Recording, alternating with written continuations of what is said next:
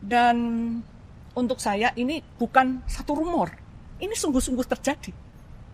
Karena kemudian Ita Marta Dinata itu 45 menit setelah dia dibunuh, saya hadir bersama Romo Sandiawan dan satu wartawan Kompas. Waktu itu kami lihat dan saya turun lagi. Tapi kemudian dari situ kami pergi ke satu juga tempat di daerah Kemayoran. Itu anak umur 13 tahun diperkosa juga. Dan itu diperkosa sesudah dia pulang dari sekolah. Oke. Nah itu. Kalau Mbak Palupi ada pengalaman ikut mendampingi korban juga? Karena saya di bagian pendataan ya. Tetapi saya juga ikut melihat korban juga. Dan juga karena pekerjaan saya juga mendengarkan kesaksian-kesaksian. Jadi ada cukup banyak pengalaman ya. Yang pertama misalnya suatu malam itu kami kedatangan tamu. Itu seorang ibu, dia menceritakan pada saat itu kita temuin si ibu ini di kantor kami yang terpencil. Biasanya kan operasional di arus dalam yang ramai sekali, relawan-relawan ada di sana. Nah ini kita temui di tempat kantor yang sepi. Si ibu ini seorang etnis Tionghoa. Suatu kali dia itu sedang di rumah sakit, jadi dia datang ke UGD, dia mau berobat. Ketika dia keluar dari UGD, itu dia lihat 3 orang, bapak, ibu, sama satu perempuan, yang mukanya sampai ke lehernya itu ditutup spray gitu. Ketika dia mau keluar tuh dia dengar bisik-bisik mereka, terus kita mau kemana gitu. Nah pada saat itu kan masih rame-ramenya kasus ini ya. Karena mendengar bisikan itu si ibu ini balik. Dia tanya, kalian nggak tahu, nggak punya jalan untuk pulang ya? Gitu. Mereka mengangguk. Ikut saya aja. Nah, 3 orang ini akhirnya dibawa sama ibu ini. Ibu ini kebetulan punya rumah kosong di satu perumahan gitu. Dia tanya ke ibunya, anakmu butuh dokter ya? Ibunya mengangguk. Jadi akhirnya dibawalah mereka ke rumah kosong itu. Dan kemudian si ibu ini memanggil dokter. Dan memang benar si ibu ini mengaku anaknya kena. Artinya diperkosa gitu. Anaknya sama sekali nggak mau bicara. Diam saja. Akhirnya dokternya datang dan dokter yang menangani ini mengatakan, saya membantu tapi saya nggak mau disebut-sebut nama. Jadi dokter ini nggak mau membantu tapi diam-diam. Seperti itu. Nah, ketika udah penanganan darurat, emergensi, kemudian si ibu ini cukup berada, dia membantu keluarga ini untuk mengungsikan ke luar negeri, pada saat itu ke Australia. Jadi mulai membuatkan visa sampai tiba di Australia. Nah, sampai di Australia pun si korban ini benar-benar di pesawat pun menutup ini dengan spray. Karena dia trauma. Nah, nanti ada ceritanya bahwa mengapa dia tutup terus itu. Lanjut Mbak. Nah kemudian sampai di Australia, ini korban sama sekali nggak mau bicara, diam terus, nggak mau makan, nggak mau bicara, terus menerus sampai 2 orang tuanya juga depresi, stres ngelihat anaknya seperti itu gitu. Kemudian sampai pada titik si ibu ini memberikan pensil dan pulpen dan kertas. Kalau kamu nggak mau cerita apa yang kamu alami, kamu tuliskan saja gitu. Suatu kali ketika ibu ini datang lagi, gadis ini pegang pulpennya dan dia tulis, kenapa saya? Hanya begitu saja. Tapi tetap tidak mau bicara. Nah suatu kali si korban ini menyampaikan ke ibu ini, dia mau bunuh diri. Si ibu ini marah gitu ya, merasa upayanya untuk membantu dia itu sia-sia gitu. Dia bikin shock terapi kepada si perempuan korban ini.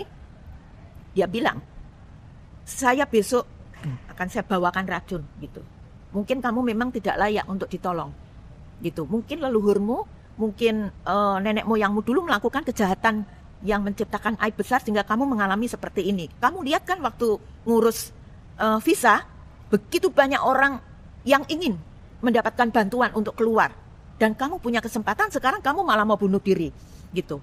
Akhirnya besoknya ibu ini bikin shock terapi, dia belikan bener itu racun tikus.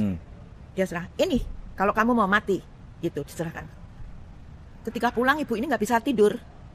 Bagaimana kalau dia beneran minum racun ini, gitu. Besoknya dia dini hari dia datang, ternyata racunnya masih utuh.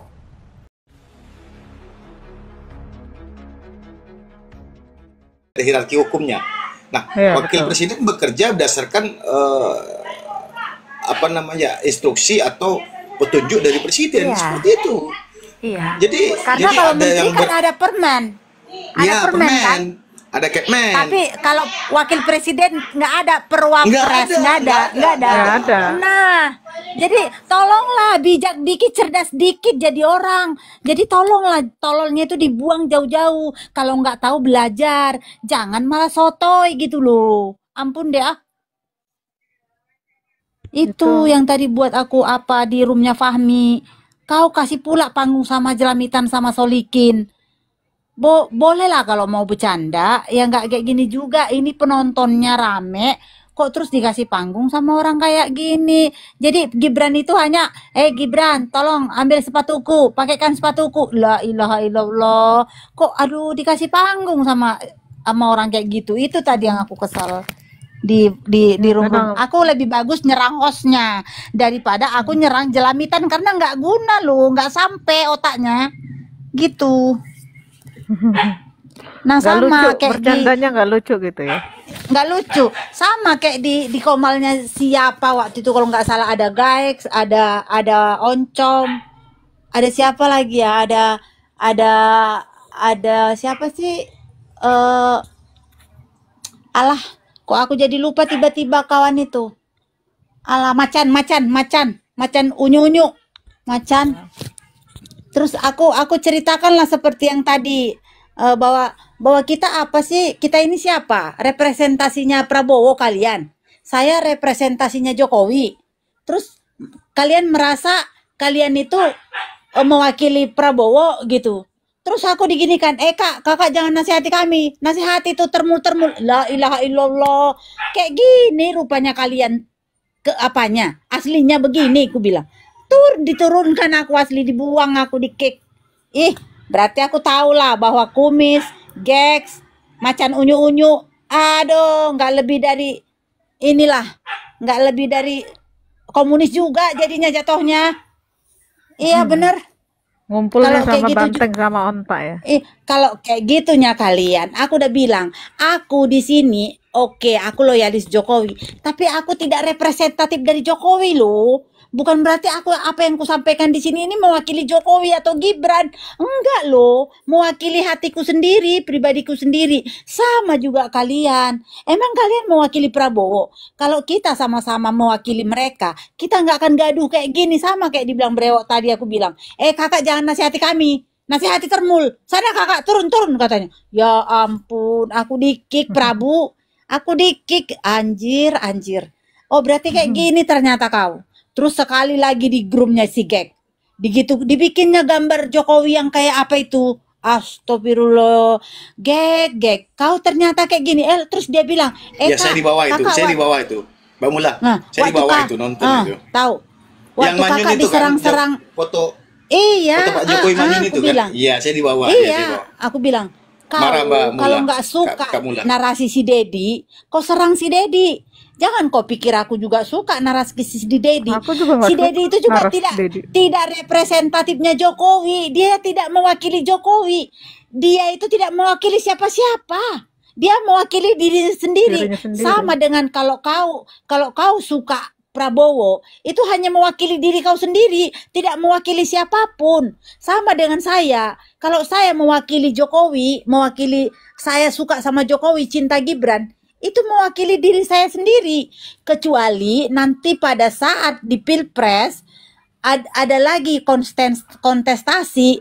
Nah, saya jadi ketua misalnya Bolone Mase Gibran. Nah, orang-orang di belakang saya itu baru mewakili. Saya wakilkan mereka gitu. Kalau sekarang nggak ada loh. Nggak kontestasi sekarang. Tapi aku di-kick, dibuang. Kakak jangan nasihati kami. Jangan nasihati kami, dia bilang gitu. Ya udah. Aku di-kick, Queen. Udah sekarang aku nggak mau lagi ngedengar gek, ngedengar macan unyu. Oh, kayak gitu ternyata macan unyu. Iya. Menjauh Padahal aja sama lebih Bang baik, Kumis. Kak, Bang. Aku menjauh. Iya. Iya. Aku gitu. Menjauh. Aku nggak nyangka kalau Bang Kumis Bang Macan Unyu juga kayak gitu.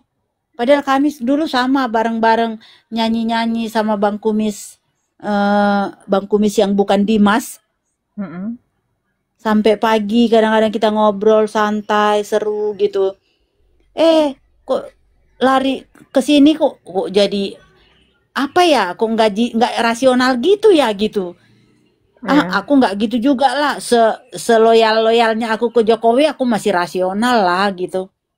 Sejelek-jeleknya dulu aku menjelekkan Prabowo saat 2014-2019, kurang jelek apa dulu aku bikin Prabowo. Ya, kalau kalian lihat VT ku dulu, bukan VT, FB ku dulu nyerang Prabowo, oh bukan ampun lah.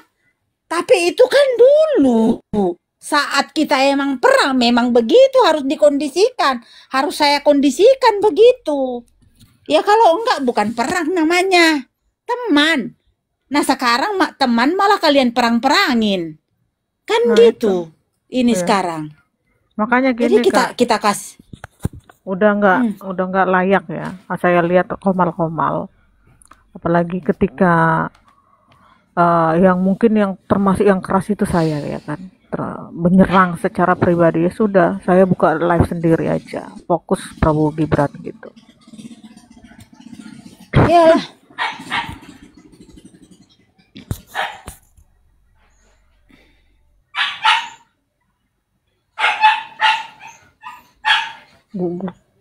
Halo, assalamualaikum Audi. Sebelum Audi, Bang Pandu, ada yang lagi yang mau disampaikan? Lagi sibuk, bentar Kak. Ya. Bang Pandu dulu.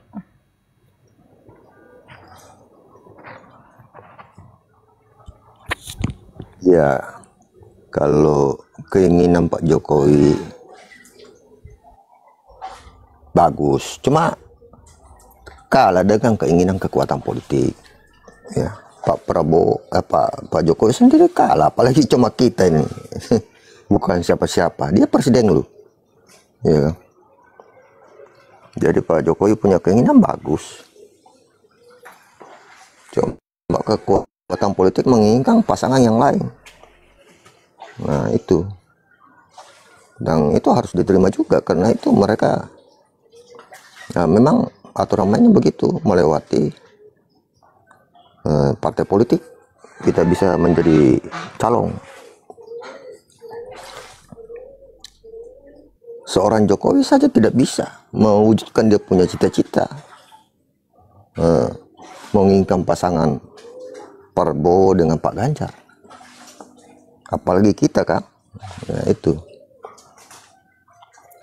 Jadi kita ya bukan siapa-siapa. Makanya saya kalau kita berbicara di komal-komal politik ya kita berbicara pribadi masing-masing. Itu juga narasi berdasarkan analisa kita diri masing-masing, ya. Karena kita juga bukan siapa-siapa kan, kita bukan ring satu, kita juga bukan keluarganya pejabat, ya. Itu orang biasa aja yang melihat perkembangan situasi politik, itu yang kita bisa sampaikan. Kalau benar ya syukur, kalau tidak benar ya harus dimaklumi karena kita bukan siapa-siapa, gitu. Kalau kebetulan narasi kita benar dan bisa diterima ya silakan. Kalau tidak benar jangan diterima. Jadi makanya saya bilang jangan kita baper lah ya. Karena setiap orang juga memang seperti katakan brewok tadi, nggak bisa kita atur. Mereka punya juga cara berpikir berbeda dengan kita. Ya. Cuma yang kita takut itu penyusup sebenarnya, ya. Jadi dia sudah punya ancang-ancang atau punya niat untuk merusak hubungan antara Prabowo Gibran. Itu yang kita takuti. Dan ini harus kita serang juga. Nggak bisa dibiarkan gitu loh. Sama dengan ini, petisi kemarin kan, ingin menurunkan Gibran sebagai wapres. Yang jelas-jelas itu melawan hukum, ya. Inkonstitusional konstitusional. Ya. Kita yang selalu di Komal Politik melihat ini adalah suatu perlawanan dari mereka gitu loh. Dan ini harus kita lawan, tidak bisa dibiarkan.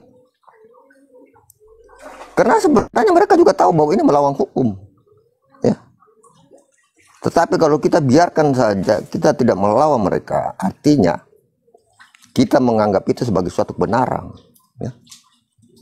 Ini kalau kemarin kita tidak ribut di Komal atau di... Khawatir, yang citranya baik dari Bapak Prabowo itu jadi berubah. Tapi untungnya Bapak Prabowo itu ahli dalam strategi perang ya, dan sudah belajar politik kepada Bapak Jokowi. Akhirnya isu-isu tentang ijazah palsu Bapak Prabowo pernah mengatakan, jangan-jangan nanti setelah saya ini selesai diperiksa juga ijazah saya. Nah, berarti ada kemungkinan bahwa Pak Prabowo itu sudah menyadari siasat-siasat mereka yang ingin menghancurkan untuk kepentingan segelintir orang. Tapi kita lihat, kita telaah apa yang Bapak Prabowo narasikan tentang buzzer itu si Marcella, semuanya terbukti. Dan sekarang itu banyak pendukung-pendukung yang mengaku dari Pak Jokowi.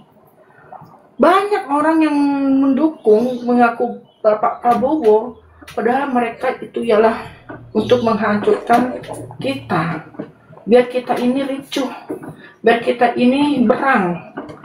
Pada intinya Bapak Prabowo, Mas Gibran, dan Pak Jokowi anteng-anteng aja kok. Anteng-anteng aja. Mungkin ada dari lingkaran Bapak Prabowo, entah dari menterinya, ya, entah dari pembantu-pembantunya yang ingin Bapak Prabowo mundur, ya, jadi mata-mata mereka lah ya. Tapi saya yakin Bapak Prabowo itu lebih pintar gitu kan. Lebih pintar. Semakin Pak Jokowi dihasut oleh segerombolan panci, semakin rakyat itu kritis. Sekarang rakyat Indonesia itu melek dalam teknologi. Sekarang rakyat Indonesia itu mau kritis mencari informasi. Semakin menebarkan berita-berita hoak kepada pemerintahan Bapak Prabowo dan diarahkannya pelurunya itu ke Pak Jokowi, semakin bercahaya Pak Jokowi dan Mas Gibran itu. Lihatlah, mereka lupa, mereka nggak sadar bagaimana ketika Roy Suryo itu menjabat jadi DPR, dan Indonesia Raya pun nggak hafal. Mereka lupa jejak digital itu lebih tajam, ya kan? Sekarang sok-sokan mau menyebarkan fitnah ijazah Pak Jokowi dibikin di Pramuka. Pak Jokowi ini seorang presiden. Lu pikir aja membuat ijazah di Pramuka. Mata nih. Memang Pak Jokowi itu mau melamar ke pabrik langsung bikin ijazah di pasar Pramuka. Ini seorang presiden yang sangat dijaga kerahasiaannya. Lah ini dasar. Tapi saya sangat bersyukur sih kepada Roy Suryo, ke segerombolan yang tidak berkualitas, isu recehan. Saya sangat bersyukur dengan banyaknya isu, dengan banyaknya fitnahan.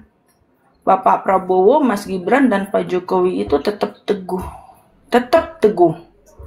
Tidak mudah terprovokasi, dan rakyat Indonesia semakin kritis mencari informasi.